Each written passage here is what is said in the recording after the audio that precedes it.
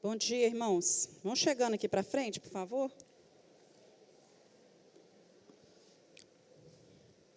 Amém, irmãos. Vamos estudar mais um pouquinho da palavra do Senhor? Coisa boa, né? É a gente poder ter oportunidade de aprender a palavra de Deus. Nós estamos estudando qual livro, irmãos? Atos dos Apóstolos, né? Tudo que o Espírito Santo realizou na terra através dos Atos dos Apóstolos. A obra foi de quem? Do Espírito Santo, né? Usando a vida dos apóstolos. E hoje nós vamos falar, nós já tivemos uma aula, que foi uma aula sobre a introdução. Quem escreveu o livro de Atos? Lucas. Quantos livros ele escreveu?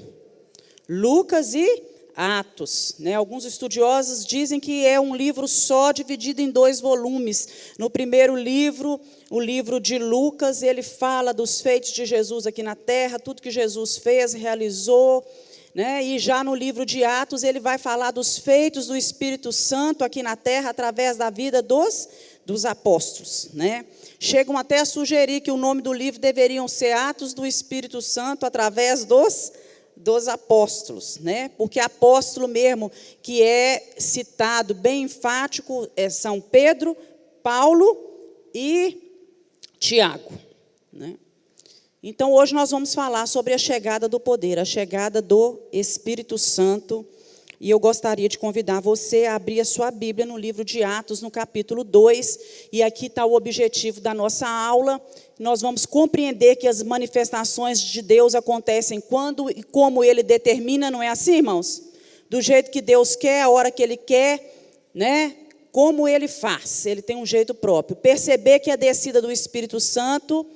Perceber a descida do Espírito Santo como um dos acontecimentos mais significativos na história da igreja e colocar em prática os dons recebidos gloriosamente de Deus. Você tem dons? Tem. Então, nós precisamos colocar esses dons em prática. Deus tem nos abençoado com muitos dons, né? Então, vamos lá. Nós vamos dar continuidade a esse estudo. Lucas é o que mais enfatiza, que mais fala sobre isso, e nós sabemos que assim como o Espírito Santo, quando Jesus foi batizado, o que desceu sobre Jesus naquele momento do batismo? O Espírito Santo, né? E ouviu-se uma voz do céu. O que que a voz dizia? Esse é o meu filho amado que me dá muito prazer, muita alegria, né? Então nós sabemos que naquele momento do batismo, o Espírito Santo desceu ali sobre Jesus, para que ele iniciasse ali o ministério dele, cheio do Espírito Santo, guiado pelo Espírito, no poder do Espírito e ungido pelo Espírito. Só que agora, ele também, esse mesmo Espírito que veio sobre Jesus, viria sobre a vida de quem? Dos discípulos, dos apóstolos, não é? Para equipar esses discípulos a realizar a grande missão que Deus tinha dado para cada um deles e para nós. Qual é a nossa missão? Ide, pregai o evangelho a toda criatura. Vamos abrir em Atos, o que diz Atos 1:8?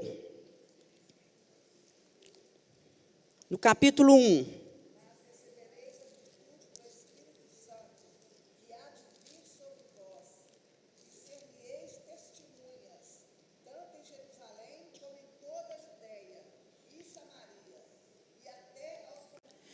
Recebereis a virtude, o poder do Espírito Santo, que há de vir sobre vós, para que vocês sejam minhas o quê? Minhas testemunhas, né? E aí coloca o local onde haveria disso acontecer, de ser testemunha. Então, gente, o Pentecoste, ele foi um evento, um acontecimento único.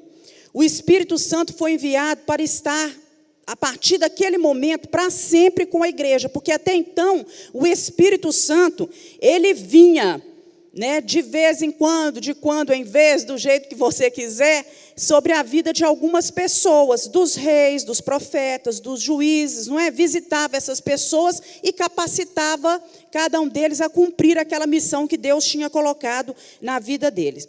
John Stott, que é o autor de um dos livros dele, é a Mensagem de Atos, é um grande teólogo, ele diz que nós hoje temos que tomar muito cuidado para que a gente não diminua as nossas expectativas, ou então que a gente comece a relegar a uma categoria de excepcional aquilo que Deus, na verdade, gostaria que fosse uma experiência normal para a gente. Porque tem gente que olha, né, fala, o Espírito Santo, que coisa normal, que milagre. Não é?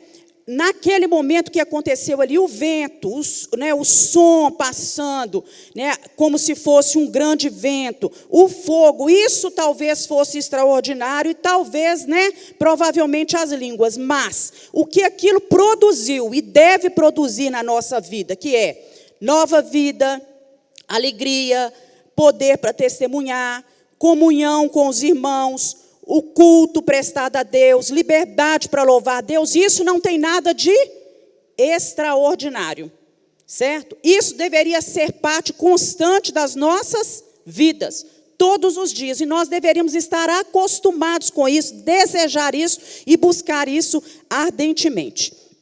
E aí, nós vamos ver aqui, olha, que depois de 50 dias de espera pelo cumprimento da promessa, não foram 50, gente. Da ressurreição de Cristo até o dia que o Pentecostes desceu, quantos dias foram? 50 dias. A palavra Pentecoste quer dizer quadragésimo, né? Então aí coloca assim, eis que envio sobre vós a promessa de meu Pai, permanecei, pois, na cidade, até que do alto sejais revestido do poder. Quem escreveu isso? Lucas, lá no livro de Lucas. Aconteceu a descida do Espírito Santo para a igreja. O Pentecoste via 50 dias depois da Páscoa, fechando a semana das semanas, após a oferta dos molhos colhidos durante a festa dos pães asmos. Então, o que acontecia? Eles tinham uma festa da Páscoa. Depois da festa da Páscoa, era contada 7 semanas. 7 vezes 7 dá quanto? 49. Então, logo no sábado, né, que daria o dia 40º, começava a se comemorar a festa de Pentecoste. Vamos abrir aí em Levítico 23, 15 e 16. A Tatiane vai ler aqui. A partir do dia seguinte ao sábado, o dia em que vocês trarão o feixe de oferta ritualmente movida, contém 7 semanas completas, contém 50 dias até um dia depois do 7º sábado, e apresentem uma oferta de cereal novo ao Senhor. Isso. Deu para entender? Depois do dia, vocês vão contar 7 semanas completas, e aí começava a festa de Pentecostes, que era a festa que acontecia, né, onde eles traziam uma oferta para o Senhor, não é? Traziam essa oferta. Então, agora vamos lá para Deuteronômio. Volta aí, passa a sua Bíblia para Deuteronômio 16, de 6 a 10. Senão no lugar que o Senhor, teu Deus, escolher para fazer habitar o seu nome, ali sacrificarás a Páscoa à tarde, ao pôr do sol, ao tempo em que saíste do Egito.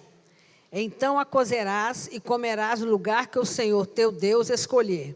Sairás pela manhã e voltarás às tuas tendas. 6 dias comerás pães asmos, e no 7º dia é solenidade ao Senhor teu Deus. Nenhuma obra farás. 7 semanas contarás. Quando a foice começar a seara, entrarás a contar as 7 semanas, e celebrarás a festa das semanas ao Senhor teu Deus, com ofertas voluntárias da tua mão, segundo o Senhor teu Deus te houver abençoado. Isso, então estava aí claro. 7 semanas vocês vão contar, desde que a foice começou na seara. Olha, desde que começou a fazer a colheita, né? E aí vocês depois vão trazer a oferta colhida para que seja oferecida aí ao Senhor.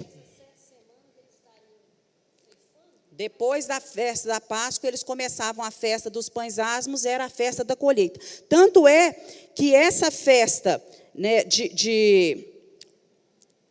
de Pentecostes, ela tinha alguns outros nomes. Por exemplo, ela era chamada Festa da Semana, igual a Rita acabou de ler, e era também chamada de Festa da Colheita. Você pode verificar isso lá, nós não vamos ler, mas em Êxodo 23:16, a mesma festa era chamada Festa de Colheita. Era assim que eles acabavam de colher, eles estavam juntos para celebrar essa festa que a colheita tinha sido toda recolhida. Então, nós vemos aqui que os discípulos, eles estavam... Quantos estavam reunidos no cenáculo? Nós vimos semana passada? 120 pessoas. Estavam todos os discípulos, não é? E estavam também... Judas não estava presente, porque Judas já tinha o quê? Morrido. Quem tinha assumido o lugar de Judas? Matias, muito bem, vocês estão afiados. Matias tinha assumido, então estavam ali os discípulos, estavam a mãe de Jesus, algumas mulheres, e mais 120, mais um número de discípulos que somavam no total 120 pessoas. Eles estavam reunidos num cenáculo que era o quê? Um lugar? A galeria. O lugar de cima, né, de uma casa ou de uma sinagoga, um lugar onde provavelmente eles faziam as suas refeições, onde eles se reuniam para fazer alguma coisa, inclusive orar, e onde foi a última ceia de Jesus com os discípulos, né? Então, vamos ver aí, gente, que o derramamento do Espírito sobre a vida de uma pessoa, ele traz uma experiência pessoal. É igual para todo mundo? Não, é uma experiência única. Vamos notar que os discípulos, quando eles estavam reunidos lá, eles já estavam salvos. Não eram salvos, gente? Eles já conheciam Jesus, já tinham entregado a vida deles para Jesus, e Jesus já tinha deixado isso claro. Vamos abrir a Bíblia em João 13:10. Acho que o texto está com a Tatiane aqui. Abre aí também, Rita. João 13:10. Respondeu Jesus: quem já se banhou precisa apenas lavar os pés. Todo o seu corpo está limpo. Vocês estão limpos, mas nem todos. Isso, Jesus falou, vocês já estão limpos, vocês já foram purificados. Vocês já têm a minha presença no coração de vocês, mas nem todos. Vamos virar lá um pouquinho as páginas e vão João 15:3. Vocês já estão limpos pela palavra que lhes tenho falado. Isso, vocês já estão limpos pela palavra que vos tenho falado. Vira um pouquinho, vão lá para o João 17:12. Abre aí, Tatiane, faz favor. 12. Enquanto estava com eles, eu os protegi e os guardei no nome de que me deste. Nenhum deles se perdeu, a não ser aquele que estava destinado à perdição, para que se cumprisse a Escritura. Isso. Então, olha, eu estou no mundo, então eu estou guardando aqueles que o Senhor me deu. Eles já eram de Jesus? Eram. Eles já eram de Jesus. Então, olha só, de acordo com a teologia de Paulo, se eles já eram de Jesus, se eles já eram salvos, né, eles já tinham o Espírito Santo. Porque olha o que Paulo escreveu. Abre lá em Romanos 8:9. Abre sua Bíblia em Romanos 8:9. Eu vou ler aqui. Romanos 8:9. A parte B. Mas se alguém não tem o Espírito de Cristo, este tal não é dele. E Jesus já tinha falado que eles eram de Jesus, que Deus tinha dado para eles, né? Agora, a despeito deles serem regenerados pelo Espírito e de receberem o sopro do Espírito, vão lá em João. Olha, depois que Jesus ressuscita, João capítulo 20, e encontra com os discípulos, 20:22. Lê no microfone, Mazinha, faz favor. E havendo dito isso, assoprou sobre eles e disse-lhes: recebei o Espírito Santo. Então, olha só, eles já tinham recebido, até mesmo quando Jesus ressuscitou e estava com eles, Jesus soprou sobre eles e falou com eles: olha, recebam aí a presença do Espírito Santo. Mas, apesar disso tudo, né, deles já estarem regenerados, de terem recebido o sopro do Espírito Santo, eles ainda não estavam cheios do Espírito.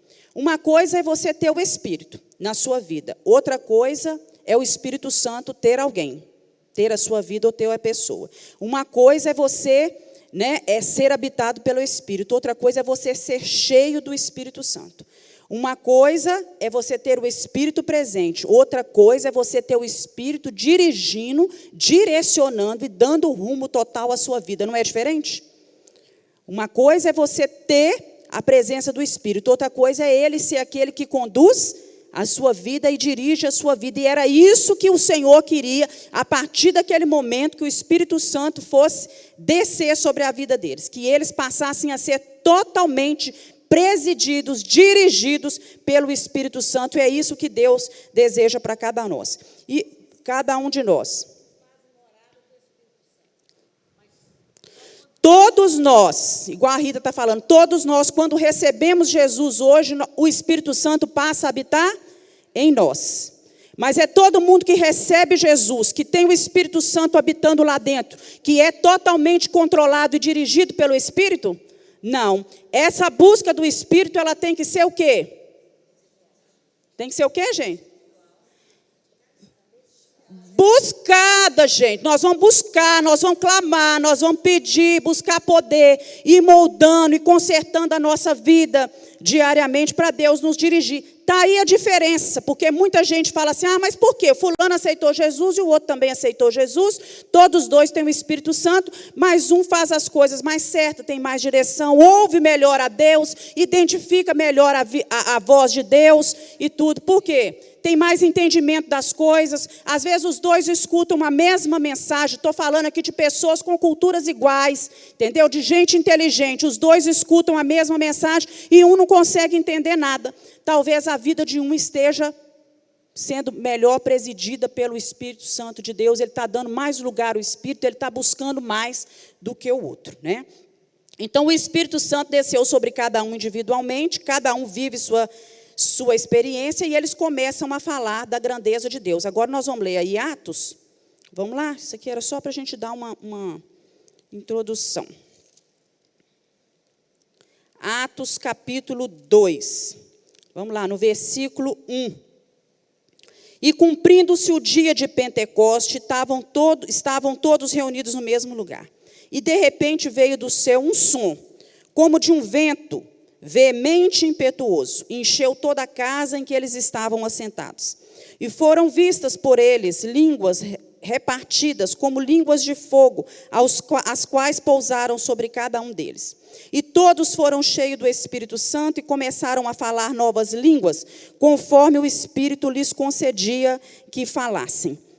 E em Jerusalém estavam habitando judeus, varões religiosos de todas as nações que habitam debaixo do céu. E correndo aquela voz, ajuntou-se uma multidão e estava confusa, porque cada um os ouvia falar na sua própria língua.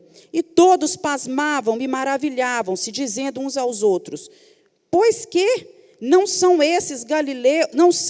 galileus todos esses homens que estão falando? Como, pois, nós os ouvimos, cada um na sua própria língua em que somos nascidos?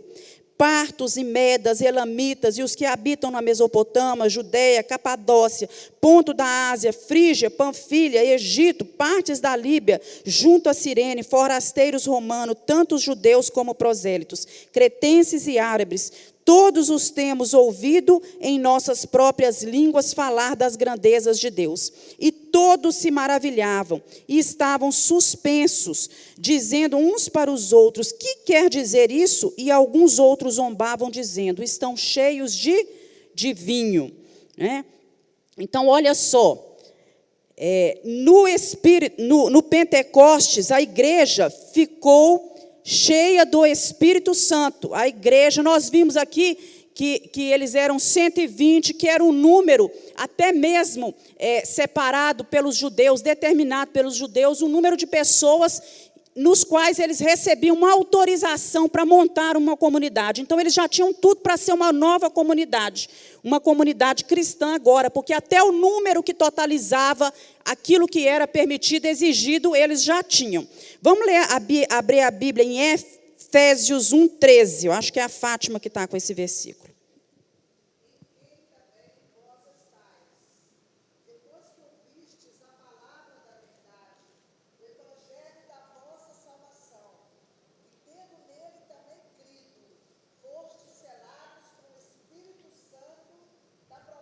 Isso. Então, foi isso que o Espírito Santo fez com a igreja, selou. Quando você põe selo numa carta, o que isso quer dizer? Quando você sela uma carta? Está o quê? Fechada. Ela pode estar fechada sem selo. Se ela estiver fechada sem selo, ela vai para lugar algum? O selo dá ela o quê, Rita? Autorização. É o que autoriza a carta a ir para algum lugar. Põe uma carta no correio sem selo. O que vai acontecer? Lá ela vai ficar, né? Então, eles usam essa expressão. O selo é uma das coisas que identifica o Espírito Santo. Então, o selo é uma autorização para poder fazer aquilo que tem que ser feito, para ir ao lugar que tem que ir. É o que autoriza a carta. Então, o Espírito Santo aqui, ó, foste selados com o Espírito Santo da promessa. Havia uma promessa da parte do Pai. Nós vimos isso semana passada. E o Espírito Santo é que ia selar essa promessa, que ia garantir que essa promessa, né, que esse id deles, que essa capacidade de pregar a palavra fosse, eles tivessem isso. Era a presença do Espírito Santo. Então, agora, nós vamos ler, vamos estudar um pouquinho o esquema que John Stott, ele usa no livro dele, a mensagem de Atos. E ele fala sobre 4 perspectivas do dia de Pentecostes. A primeira foi o ato final antes da segunda vinda de Cristo, certo? Então, foi o ato final do ministério de Jesus antes da segunda vinda. Olha só. Jesus nasceu aqui, conforme homem, ele viveu aqui nessa terra, morreu pelos nossos pecados, ele ressurgiu de onde? Dos mortos, não é? Olha, vai acompanhando a vida dele. Ele subiu para o céu, ascendeu para o céu, ele enviou o Espírito Santo para os fiéis, para que fosse constituído, formado o corpo de Cristo, que é a igreja. Então, nesse sentido, o dia de Pentecostes não pode ser repetido. Foi o último ato de Jesus, certo? Jesus não vai mandar de novo o Pentecostes, como aconteceu naquele dia. Podem vir alguns reavivamentos sobre nós, sobre a igreja. Já aconteceu, depois disso, nesses 2000 anos, vários reavivamentos. Mas igual aquele dia vai se repetir? Não, esse foi o último ato de Jesus. E aí a gente faz uma comparação. Reavivamento. Aquilo foi a primeira vez que o Espírito Santo desceu. E uma vez que ele desceu a primeira vez, quando ele desce de novo num lugar, ele vai descer agora, não é a primeira mais. Então, presta atenção. O Natal, a Sexta-feira Santa, a Páscoa, a ascensão de Jesus e o dia de Pentecostes são celebrações anuais. Mas o nascimento de Jesus, a morte de Jesus, a ressurreição de Jesus, a ascensão de Jesus e a descida do Espírito Santo no Pentecoste, que é comemorado, aconteceu uma única vez. Nós comemoramos o Natal quantas vezes por ano? Mas o nascimento de Jesus aconteceu quantas vezes? Uma vez, não é? A Páscoa, ela é comemorada desde quando? Desde a época que Deus mandou que o povo saísse da onde? Do Egito, não é? E todos os anos os judeus comemoram a Páscoa e hoje nós comemoramos com um significado diferente do que o judeu comemorava, né? Jesus ressuscitou, nós comemoramos a ressurreição de Jesus na Páscoa, mas a ressurreição de Jesus aconteceu uma vez só. Então, John Stott coloca isso, que é o ato final de Jesus antes da segunda vinda dele, que ainda está por acontecer. Foi também, olha só, uma ferramenta para os apóstolos exercerem um papel especial. Então, Cristo tinha falado com ele, ó, vocês vão ser as minhas primeiras testemunhas. Os primeiros que vão sair por aí pregando. Mas, para isso, vocês precisam de algo. Vocês precisam de uma ferramenta, vocês precisam ser capacitados para isso. Então, quem vem como ferramenta? O Espírito Santo. Foi a nova era do Espírito. Embora, olha só, acompanhe o raciocínio, a vinda de Jesus tenha sido um acontecimento único e sem repetição, todo o povo de Deus pode agora, sempre e em qualquer lugar, beneficiar-se do ministério do Espírito Santo. Amém, irmãos? Glória a Deus. Em qualquer lugar nós podemos nos beneficiar disso. Então, Jesus, ele equipou os apóstolos que foram as primeiras testemunhas. Mas nós também hoje somos equipados como testemunhas secundárias. Não somos as primeiras testemunhas, somos testemunhas secundárias, mas somos equipados por quem? Pelo Espírito Santo, porque foi inaugurada agora a era do Espírito Santo. Foi o primeiro reavivamento. Esse termo reavivamento é empregado para descrever uma daquelas visitações de Deus atípicas, certo? Nas quais uma comunidade inteira, um grupo de gente, um grupo de pessoas, torna-se consciente de sua proximidade e presença poderosa. Então, olha o que caracteriza um reavivamento. Não só fenômenos físicos, como aconteceu lá naquele lugar, nós vamos escutar aqui. Nós vamos ver aqui, vamos ler. Né? Um som, barulho, escutar um estrondo, ouvia falar em novas línguas, sentiram como se um vento passasse e tudo. Mas não é só isso. Mas esse reavivamento, sempre que ele vem, ele traz o quê? Uma profunda convicção de pecado, traz arrependimento, traz temor na vida das pessoas. E como resultado daquilo tudo, quantas mil almas se converteram naquele dia? 3.000 almas se converteram naquele dia. Então, segundo John Stott, né, nessas 4 perspectivas que ele coloca, esse dia de Pentecoste, né, foi o primeiro reavivamento. Já aconteceram outros? Já. E nós hoje precisamos de um reavivamento? Imagine, nós temos que buscar isso, né, que Deus mande, né, a visitação do Espírito Santo sobre a nossa vida, irmãos. E aí a gente tem que entender isso, que o principal que aconteceu ali não foi o barulho, não foi a visão que eles tiveram de fogo no meio deles. Imagino que deve ter sido um grande clarão. Isso não foi o principal. O principal foi o quê? A capacitação que Deus deu a cada um deles de se tornarem pessoas melhores. É isso. Ah, o que adianta você estar num lugar, vamos supor aqui que soprasse um vento aqui agora, e você começa a falar em línguas, e todo mundo começa a ter visão, aí sai dali para fora, continua a mesma pessoa, entendeu? Não se torna um marido melhor, não se torna uma mulher melhor, não se torna um melhor amigo, não muda a sua postura de crente, não passa a se afastar das coisas do mundo. Isso que foi produzido aqui, foi o quê? Apenas barulho, não foi válido. Porque quando o Espírito Santo vem, ele desce e traz reavivamento, ele traz o quê? Traz mudança de vida, de postura, no caráter, não é? Ele não vai descer só por aí para falar, vou dar uma alegriazinha para eles, só para eles ficarem felizes lá, todo mundo pulando, levantando a mão e falando em língua. Não é isso, é produzir mudança no nosso caráter, transformação na nossa vida e capacitação para sair lá do lado de fora e pregar o poder de Deus e a palavra do Senhor, que foi o que aconteceu com eles.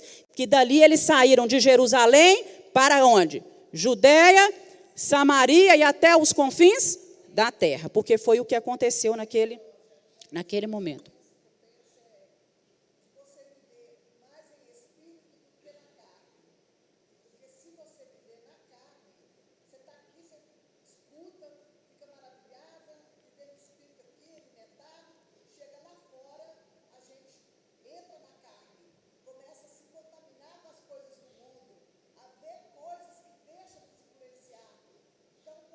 Essa luta entre a nossa carne e o nosso espírito vai deixar de existir? Não, constante. Mas aquele que nós mais alimentamos é o que vai vencer as batalhas. Então, a nossa carne precisa, né, ser subjugada pelo nosso espírito. Ah, eu estou com vontade, eu estou com desejo, eu quero fazer isso, mas quem governa a minha vida é o Espírito Santo. A minha vontade tem que estar sujeita à vontade de Deus e os meus desejos também. Não é tudo que eu quero que eu posso. Tem cristão que vive como menino. Eu quero, então eu vou fazer. Aí depois eu peço perdão a Deus. Depois eu conserto. Isso é coisa de criança. Meninos espirituais. Nós temos que sair dessa fase. Não é? Ah, não é tudo que eu posso que eu quero. Não é todo lugar que eu quero ir que eu devo ir. Não é? E não é todo lugar que a gente deve estar presente. Vamos lá, gente. Vamos ver aqui agora um pouquinho sobre o evento do Espírito Santo. Primeiro, o local onde aconteceu foi o cenáculo, nós já estudamos. O tempo do evento é indicado com precisão ao cumprir-se o dia de Pentecostes, 50 dias depois da Páscoa, depois da ressurreição de Jesus. Qual o significado? Tinha um significado agrícola, que nós já até lemos aí, era a festa da colheita, a comemoração da ceifa. Tinha um significado histórico, que era a festa das semanas, acontecia 7 semanas, 50 dias depois da Páscoa. Presta atenção, antes, ela era a segunda das 3 festas anuais, que eram as festas principais dos judeus, que era a Páscoa, Pentecostes e a festa das cabanas, que era a festa dos tabernáculos. Eram as 3 festas. Eles tinham mais festas, mas essas 3 eram as principais. Só que, quando chegou no fim do período intertestamentário, esse período aí, que você tem essas páginas em branco aí na Bíblia, né, as pessoas começaram a observar também essa festa como se fosse comemorar essa festa em função do aniversário da entrega da lei no Monte Sinai a Moisés. Porque a entrega da lei aconteceu 50 dias depois da saída do povo, quando o povo sai do Egito, e até o dia que Moisés recebe a lei foram 50 dias. Quando o povo sai do Egito, eles saem comemorando a Páscoa, não foi isso? Vocês vão passar o sangue nos umbrais das portas, vocês pegam a massa do pão, não deu nem tempo, não, vocês pegam, levam os pães asnos, não é? Então, eles passaram a dar esse duplo sentido a essa festa aí de Pentecoste. E nós sabemos que nesse dia de Pentecoste houve uma ceifa, mas uma ceifa de almas. Antes eles comemoravam o quê? A colheita, né? Agora eles estavam comemorando também a ceifa de 3.000 almas que tinham, os primeiros frutos que eles tinham recebido dessa missão cristã. Agora, quando o Espírito Santo ele entra no nosso coração, ele escreve no nosso coração a lei, aquilo que Deus tem reservado, como Paulo ensinou isso para nós claramente. Então, o Espírito Santo nos revela, nos mostra aquilo que é a lei de Deus. Agora, mesmo assim, Lucas, quando ele vem escrevendo aqui, ele não vem explorando esse simbolismo, não. E nós, então, não podemos saber se isso era importante para ele, né, essa comparação entre o significado da colheita, entre o significado da saída lá do Egito, com o momento em que ele recebe a lei, né? Mas nós sabemos que nós não podemos determinar se isso era importante para ele, apesar da tradição dos judeus, né, associar o vento. Lembra lá de quando Moisés recebeu a lei? Tinha o vento, tinha o fogo, tinha vozes no Monte Sinai, não tinha tudo isso? O mesmo que estava presente aqui no dia de Pentecoste, né? Então, nós vamos observar agora, vamos estudar um pouquinho sobre esses três sinais aí, esses 3 fenômenos. O primeiro fenômeno é o fenômeno do som. Compara aí no versículo 2. E, de repente, veio de onde, gente? Do céu, um som, não é? Não foi barulho, não foi algazarra, não foi falta de ordem, de confusão, não foi histeria, foi um som do céu, foi um som do céu. A palavra grega que é usada aqui para descrever o som no original é a palavra ecos, que é usada lá em Lucas 21, 25. Quem está com esse texto aí? A Rita? Lê aí, Rita. Haverá sinais no céu, no sol, haverá sinais no sol, na lua e nas estrelas. Sobre a terra, angústia entre as nações, em perplexidade por causa do bramido do mar e das ondas. Isso, por causa do bramido. O bramido não é um som? Quando a onda, ela vem e ela arrebenta, ela produz o quê? Um som. A palavra no original grego para descrever isso aí era ecos. A mesma palavra para descrever o som que estava lá no cenáculo naquela noite. Né? Foi a mesma palavra. Então, foi algo que foi audível, as pessoas puderam ouvir, foi público, todo mundo que estava lá pôde ouvir aquilo, né? Mostrando, né, e aí quantas pessoas que estavam fora, quantas estavam no cenáculo? 120, mas as pessoas que estavam fora ouviram também aquilo e começaram o que, gente? A se aproximar para ver o que tinha acontecido. Você vê, gente, é curioso em todo tempo, né? 2000 anos atrás o povo já era curioso. Hoje em dia acontece qualquer coisa em qualquer lugar, daqui a pouquinho está o quê? Cheio de gente, né? Então, olha só, esse som eles ouviram e esse som realmente existiu, né? Então, e esse som também, né, eu coloquei aqui, né, remetia todos os discípulos à ideia de que o poder de Deus havia chegado sobre eles. Então, o poder de Deus já havia chegado sobre eles. Depois do som, foi o que aconteceu? Um som como de um vento. Um som como de um vento. Quando o vento sopra, ele faz som? Faz.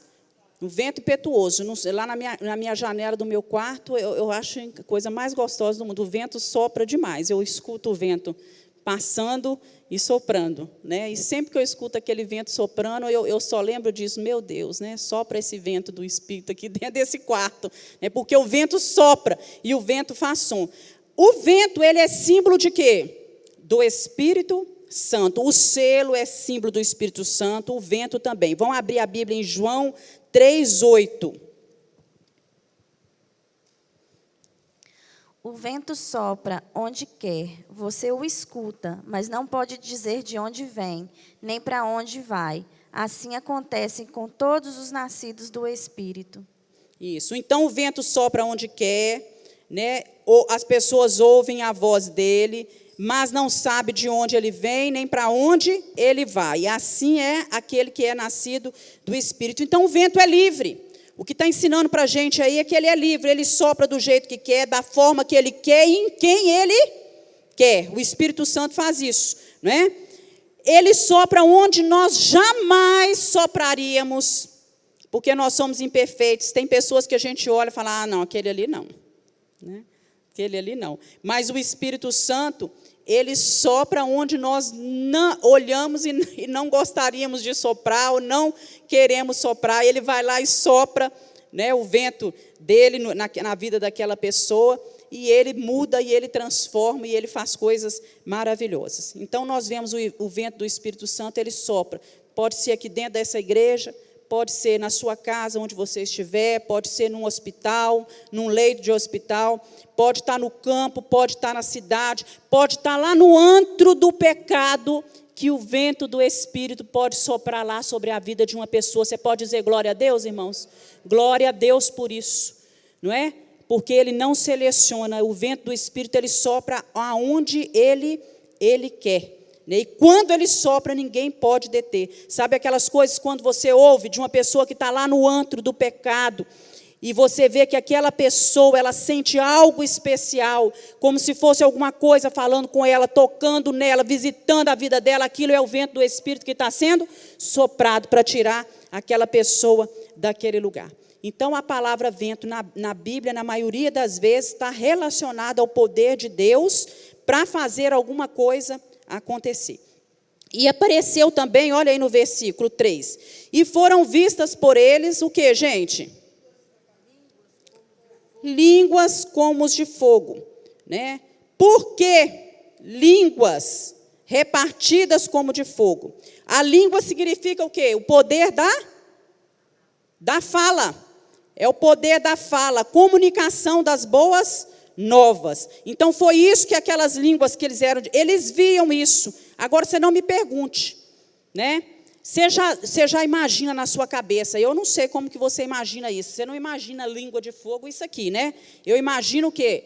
Labaredas. Quando você vê uma labareda de fogo, não parece uma língua que é colocada para fora? Então, eles tiveram essa visão. Foi uma o quê, gente? Uma visão. Eles viram, eles tiveram uma visão de que naquele momento estava descendo o quê? Um fogo sobre eles, né? E eles viram aquele fogo descendo. Gente, era fogo, fogo, fogo. Porque se fosse fogo, fogo, fogo, eles eram o quê? Humanos, teriam ser queimados. Deus estava mostrando que o fogo também é símbolo do Espírito Santo, estava mostrando para eles que havia algo especial naquela sala e naquele lugar. Vamos ver isso aí, né? O fogo como símbolo do Espírito Santo. Abre sua Bíblia em Êxodo 3:2. Êxodo capítulo 3. Pode ler, Rita. Apareceu-lhe o anjo do Senhor numa chama de fogo no meio de uma sarça. Moisés olhou e eis que a sarça ardia no fogo e a sarça não se consumia. Isso. Então, olha, Deus se manifestou a Moisés na sarça em que o fogo ardia e não se consumiu. Vamos lá para 2 Crônicas, capítulo 7, versículo 1. Abre sua Bíblia lá. 2 Crônicas 7, 1. Abre aí para mim.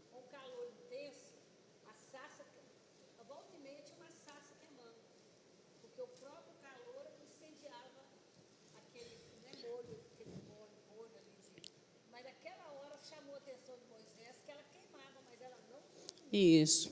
A Rita está falando que esse acontecimento aqui foi espetacular, porque no deserto, por causa do calor, era muito comum uma sarça, que era um arbusto, pegar fogo. Só que quando um arbusto pegava fogo, por uma situação comum, né, da natureza, né, devido à combustão do calor, ela queimava e se acabava. Só que essa queimava e ela não se consumia. Vamos abrir aí em 2 Crônicos 7, 1. Pode ler, Tati. Assim que Salomão acabou de orar, desceu fogo do céu e consumiu o holocausto e os sacrifícios, e a glória do Senhor encheu o templo. Isso, na consagração do templo, Salomão acabou de orar e desceu como fogo do céu e consumiu o altar. Onde mais desceu fogo no céu e consumiu o altar? Vocês lembram da história de quem? Elias. Elias orou e desceu fogo do céu e consumiu tudo aquilo. Vamos lá para 1 Reis 18, 38 e 39. Quem está com esse texto? Então caiu o fogo do Senhor e consumiu o holocausto, a lenha, as pedras e o pó, e ainda lambeu a água que estava no rego. O que, vendo todo o povo, caiu sobre o seu rosto e disse: só o Senhor é Deus, só o Senhor é Deus. Isso, está aí, né? Só o Senhor é Deus, desceu fogo, consumiu. Então, Deus, a palavra de Deus fala assim, que Deus é como um fogo que consome, né? A palavra de Deus é fogo que purifica a nossa vida. O fogo, além de purificar, ele ilumina, não é assim, gente? Ele ilumina, ele aquece e ele alastra. O Espírito Santo, né, o fogo é símbolo do Espírito Santo, porque o Espírito Santo ilumina, ele purifica, ele aquece, ele alastra, né, ele vai passando. Então, hoje, o que a gente vê é muitas igrejas, às vezes, muito frias, né? Os crentes parecem mais uma barra de gelo, não escuta Deus falar, não tem intimidade com Deus, não tem sensibilidade ao pecado. Não é assim? Tudo pode, tudo é permitido. Leva uma vida como se não tivesse Deus regendo a sua vida. E o Espírito Santo, como fogo, Ele é que derrete o nosso coração. Ele é que vem nos purificar. Ele é que sopra sobre nós e vai queimando. É a escória, os restos, as impurezas que estão dentro do nosso coração. E vai acendendo dentro de nós sentimentos que são santos. Sentimentos de adoração a Deus. Então, quando você olha, meu irmão, para a vida de uma pessoa e que vê que aquela pessoa, para ela tanto faz como fez, ela mistura o sagrado com o profano. Ela não se importa com as coisas de Deus. Ela se veste de qualquer jeito, ela está em todos os lugares. Ela leva uma vida como uma vida de um ímpio, né? O que está faltando sobre a vida dessa pessoa? Vamos falar alto, gente?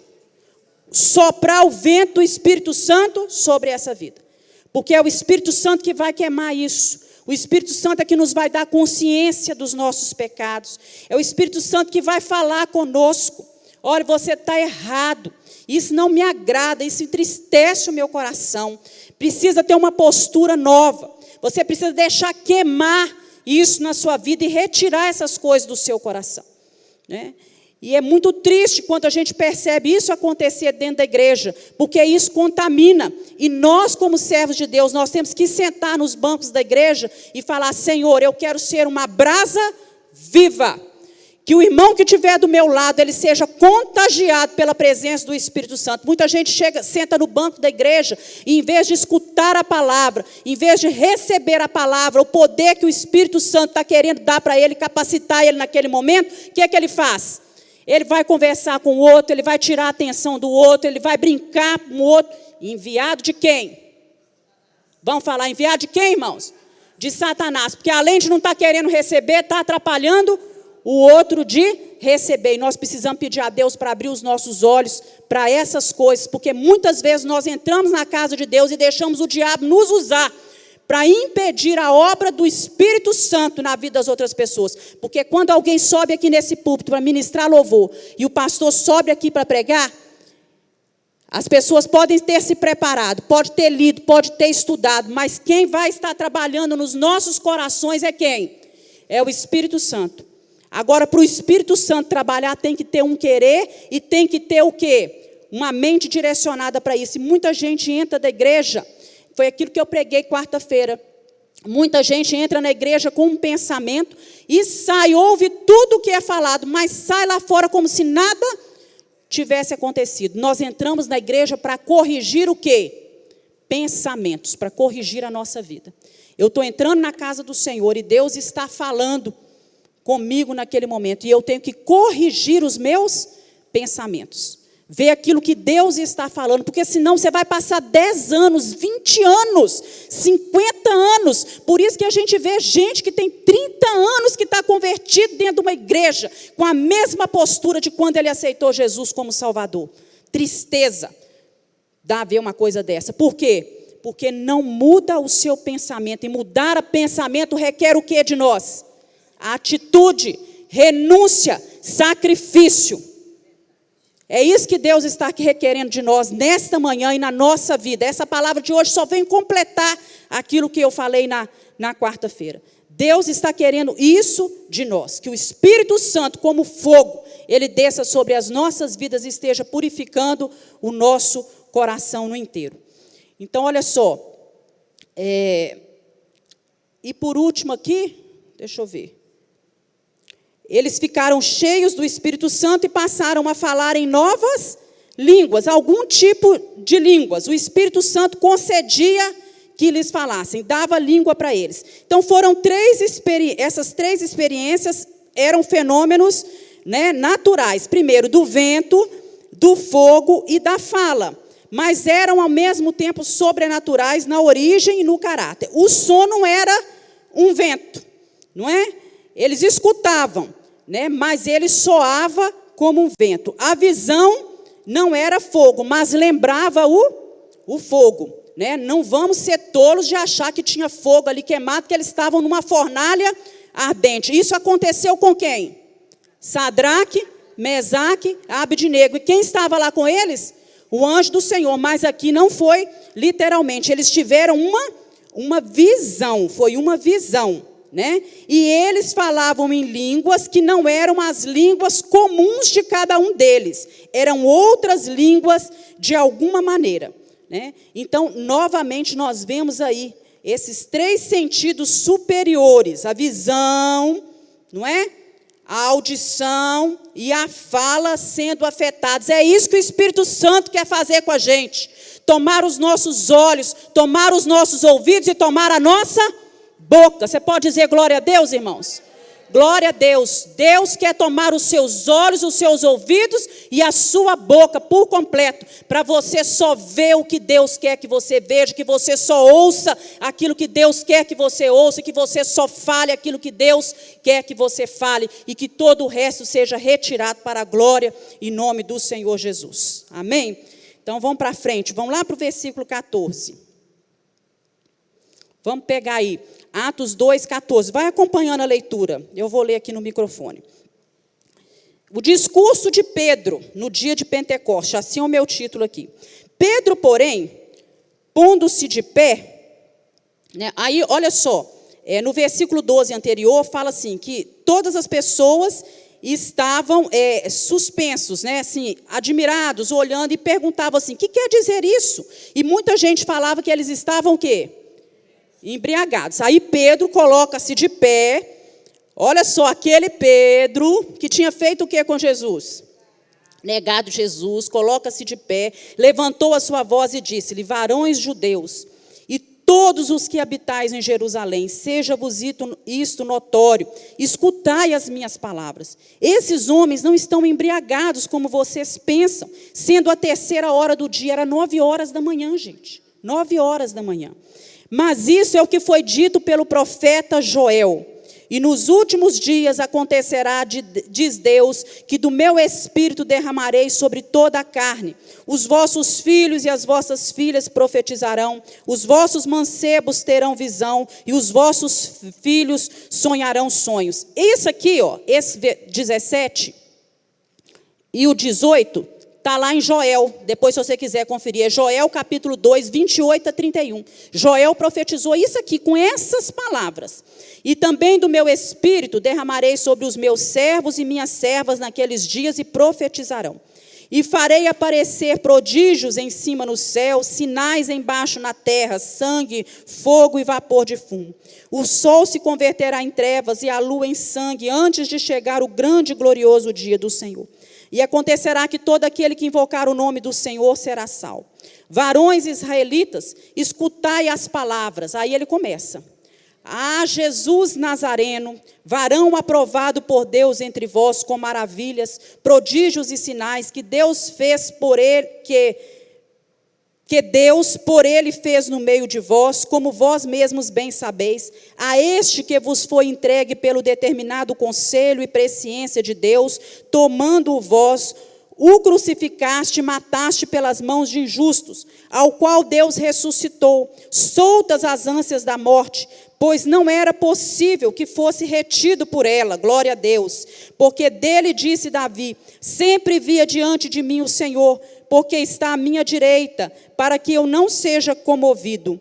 Por isso se alegrou o meu coração, e a minha língua exultou, e ainda a minha carne há de repousar em esperança. Pois não deixarás a minha alma no Hades, nem permitirá que o teu santo veja a corrupção. Fizeste-me conhecidos os caminhos da vida, como a tua face me encherás de júbilo. Varões, irmãos, seja-me lícito dizer-vos livremente acerca do patriarca Davi, que ele morreu, foi sepultado, e entre nós está hoje a sua sepultura. Sendo, pois, ele profeta, e sabendo que dele lhe havia prometido como juramento, que do fruto dos vossos lombos, segundo a carne, levantaria o Cristo para o assentar sobre o seu trono. Nesta previsão, disse da ressurreição de Cristo, que a sua alma não foi deixada no Hades, nem a sua carne viu a corrupção. Deus ressuscitou a Jesus, do que todos nós somos testemunhas, de sorte que, exaltado pela destra de Deus, e tendo recebido do Pai a promessa do Espírito Santo, derramou isto sobre vós agora, sobre isto que vós agora vedes e ouvistes.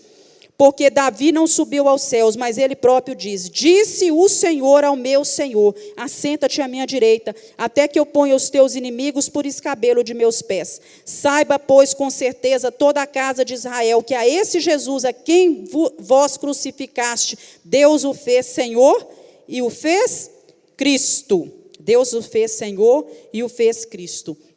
Então agora nós vamos ver aqui, olha, Pedro começou o sermão dele, né? Ele vem explicando aquilo que está lá descrito em Lucas, né? E ele começa esse sermão dele aqui falando que não se tratava de embriaguez, que não tinha ninguém ali 9 horas da manhã bêbado, que simplesmente era o cumprimento da profecia de quem? De Joel. E que os discípulos, eles estavam sim cheios do Espírito Santo, aquele Espírito Santo que Joel já tinha profetizado lá no livro dele. E que esse derramar do Espírito Santo, ele ia quebrar barreiras, ia romper o preconceito sexual, porque seriam os filhos, vossos filhos e vossas filhas, porque naquela época, se fosse para olhar na época de Joel, só quem tinha direito de fazer alguma coisa era quem? Os filhos. Mas agora vem falando os vossos filhos e as vossas mulheres, dá um glória a Deus abençoado aí, glória a Deus, né? Os vossos filhos e as vossas filhas, né? Ia ser rompido esse preconceito sexual. O preconceito etário, de idade, os jovens e os velhos, social, os servos, as servas, né? Então, essa profecia de Joel, ela teve cumprimento, né? Cumprimento ali no Pentecoste, mas está falando também da parousia, que é a volta de Jesus. Então, ele vem identificando esse derramamento do Espírito como um evento salvador. Todo aquele que invocar o nome do Senhor Jesus será o quê? Salmo. E nos últimos dias, eu vou derramar do meu Espírito. Os últimos dias é o quê? A partir do momento em que o Espírito Santo desceu ali no dia de Pentecostes, os apóstolos começaram a viver os últimos dias, porque os últimos dias são os dias que antecedem a volta de Jesus. Nós estamos vivendo os últimos dias? Estamos. Agora, você pode falar, nossa, mas os últimos dias deles aconteceu há 2000 anos atrás, não é? O nosso tempo é o mesmo tempo de Deus? Não é? O nosso relógio anda como o relógio de Deus? Não, não é? Então, nós vamos entender aí um pouquinho agora como é que vem o apóstolo Pedro, vem aplicando, ele vem expondo esse sermão dele. Primeiro, ele começa com as palavras isso e aquilo. Tá? Em qual versículo? Me ajuda a achar aí. Porém, no 16. Mas isto, ele fala assim, isto é aquilo que foi dito pelo profeta. Ou seja, isso, né, que os seus ouvidos testemunharam hoje, é aquilo que Joel profetizou. Depois, ele vem aqui, ele substitui o depois que Joel usa pelos últimos dias, para enfatizar que com a vinda do Espírito Santo chegaram os últimos dias. Depois ele vai aplicando a passagem a Jesus, de modo que o Senhor que traz a salvação aqui, já não é mais o Javé. No Antigo Testamento, quem era? Era Deus, a pessoa que agia no Antigo Testamento, não é? Aquele que abrigava os sobreviventes lá no Monte Sião e tudo. Mas a partir de agora, era quem? Jesus, que salva do pecado, do julgamento, todos aqueles que chamam o seu nome.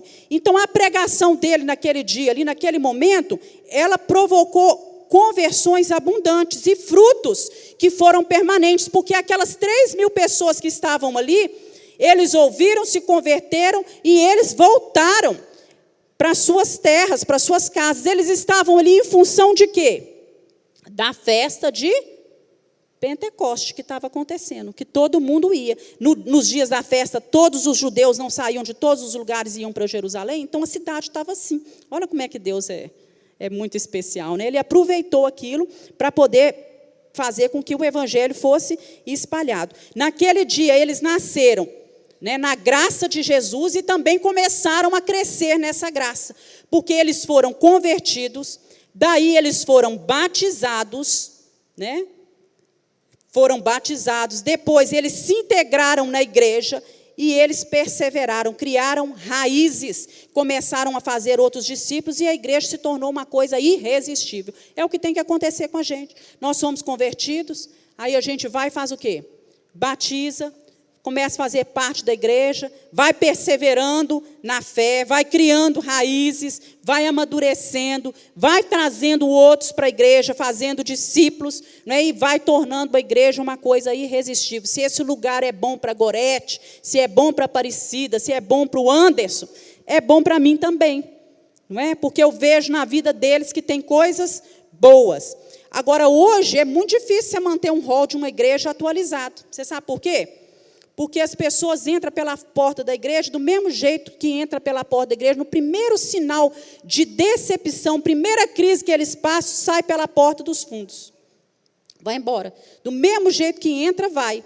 Né? Então, as pessoas hoje estão bebendo de um tanto de fonte, buscando alimento em diversos pastos, colocando sob a liderança de diversos pastores, né? E vão sendo ovelhas que não têm referências e que não têm raiz. Nós temos que estar plantados aonde? Na casa do Senhor. Escolha um rebanho para você fazer parte. Não é? Esse negócio de hoje você está aqui, amanhã você está ali, amanhã você está lá, hoje você está ouvindo isso, você está ouvindo aquilo, não é? Então, a gente tem que criar raízes. Então, olha só, quando essa exposição aqui sobre o sermão de Pedro, quando a gente começa a concluir isso aqui, aí a gente vai voltar lá para John Stott, no livro dele, A Mensagem da Cruz. Ele começa a falar o seguinte, deixa eu ver se eu coloquei isso aqui. Não, eu vou só citar mesmo. Ele começa a colocar aqui, dar alguns enfoques. Primeiro, no versículo 22, olha só, ele começa a enfocar a pessoa de Cristo. Ele fala que Cristo era homem, mas que ele também era Deus, porque ele fazia o quê? Na sua divindade, a divindade dele era reconhecida pelos milagres que ele falava. Então, ele começa a falar da forma de viver de Jesus e dos milagres que ele realizava. Depois, ele fala que Jesus foi morto por mãos iníquas, mas segundo o propósito de Deus. Olha só, Cristo não foi crucificado porque Judas traiu ele, não. E Cristo também não foi crucificado porque Pilatos lavou a mão dele, não. Era propósito de quem? De Deus. É isso que ele vem falando aqui, se você ler com mais atenção. Não foi. Judas foi usado para um propósito de Deus, não é? Porque Deus já conhecia o coração dele. Também Pilatos, ele lavou as mãos, mas não foi por isso, não é?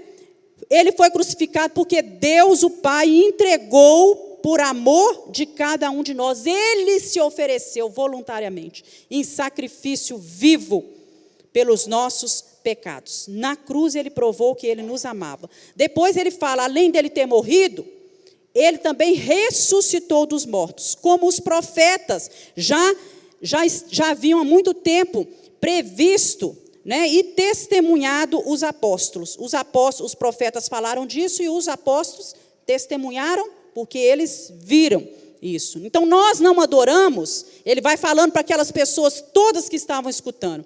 Nós não estamos adorando um Cristo que é morto, não. O nosso Cristo é vivo. O nosso Jesus ressuscitou, ele triunfou sobre a morte, derrotou o pecado e ele desfaz as obras do diabo. Depois ele coloca assim, olha, esse Jesus, ele foi elevado aos céus, ele subiu aos céus, ele vai contando a história toda, não é? E ele, de lá do céu, ele derrama o Espírito Santo. Primeiro ele chegou no céu, depois de 10 dias que ele estava no céu, porque não foi isso? Da ascensão de Jesus até a descida do Espírito Santo, quantos dias se passaram? 10. Então, esse Jesus, ele enviou o Espírito Santo. Então, quando ele consuma a obra dele aqui na terra, né, ele está dizendo assim, que Jesus ressuscitou em glória, comissionou cada um dos discípulos para pregar o evangelho a toda criatura, ele volta para a casa dele, entra na glória, é recebida pelo Pai, senta-se à direita de Deus, e hoje ele é o Senhor. Ele é o Senhor. Todo joelho se dobrará e toda língua há de confessar que ele é o Senhor, nos céus, na terra, debaixo da terra. Ele é o Senhor, ele reina sobre tudo, reina sobre todos. Aleluias, glória a Deus por isso. E ele oferece a minha vida e oferece a você o perdão, oferece o Espírito Santo a todos aqueles que se arrependem, que creem, que são batizados, e acrescenta a cada um de nós a uma comunidade. Né? Glória a Deus por isso. Olha que pregação maravilhosa. Uma pregação simples, contando tudo que Jesus tinha feito. E as pessoas estão ali e acabam de ouvir e falam, e agora? Nós vamos ver aí semana que vem, diante de tudo isso que nós ouvimos, o que nós vamos fazer? Né? Então, semana que vem, nós vamos pegar aí a partir de Atos 2, 42 a 47. Amém, irmãos? Vamos orar? Coloque-se de pé. Queria convidar você a orar. Põe a sua mão no seu coração e fala com Deus, Deus, como eu preciso de um derramar novo do Teu Espírito.